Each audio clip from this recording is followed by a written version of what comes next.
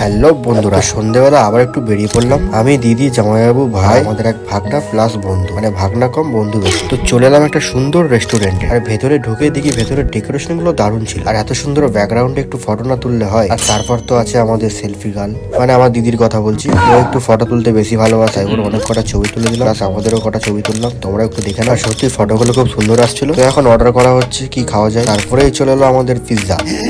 খাওয়ার আগে জামাইবাবু একটু পুজো করে নিচ্ছে পিৎজাটাকে। মানে আমি বলেছিলাম মশলাটা এইরকম ভাবে দাও। তো যাই হোক, এবার খাওয়া যায়। তো নিয়ে নিলাম সবাই এক এক পিস করে। পিৎজাটা খুব সুন্দর খেতে ছিল। তো তারপর আরো কিছু চলে এলো।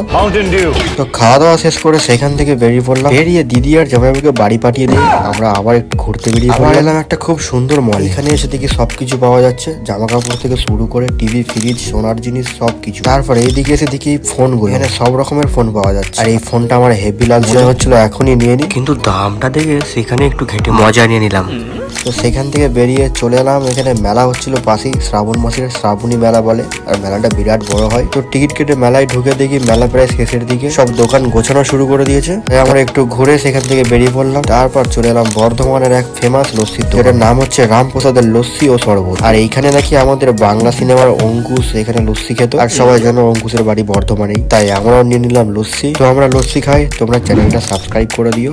সবাইকে টাটা।